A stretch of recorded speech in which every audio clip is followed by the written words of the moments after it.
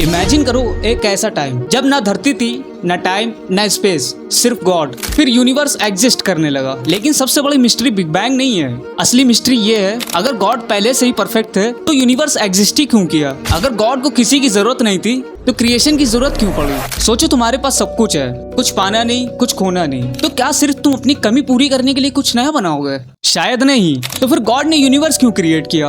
वेदांत एक fascinating idea देता है। वो कहता है गॉड ने यूनिवर्स किसी कमी की वजह से नहीं बनाया। सोचो, सूरज इसलिए रोशनी नहीं देता कि उसे कुछ चाहिए, बल्कि रोशनी देना उसका स्वभाव है। इसी तरह वेदांतिक आचार्य कहते हैं कि यूनिवर्स किसी मजबूरी का नहीं, बल्कि एग्जिस्टेंस की नेचुरल एक्सप्रेशन हो सकती है। लेकिन अगर यूनिवर्स सिर्फ एक्सप्रेशन है तो उसमें पेन, डेथ, सफरिंग क्यों है? क्या प्रॉब्लम यूनिवर्स में है या हम जिस तरह देखते हैं उसमें? कभी सपना देखा है? सपने में सब कुछ रियल लगता है, खुशी भी, डर भी, लेकिन आँख खुलते ही पता चलता है रियलिटी कुछ और थी। तो क्या हो सकता है कि रियलिटी को हम भी पूरी तरह से नहीं समझ पा रहे हैं? वेदांत कहता है कि सबसे बड़ी प्रॉब्लम यूनिवर्स नहीं, बल्कि अपनी असली आइडेंटिटी को भूल जाना है। जब तुम अपनी बॉडी और थॉट को असली मैं समझ लेते हो तब कंफ्यूजन शुरू होती है। लेकिन अगर गॉड परफेक्ट है और क्रिएशन किसी कमी से नहीं बना, तो फिर क्रिएशन की शुरुआत हुई ही क्यों?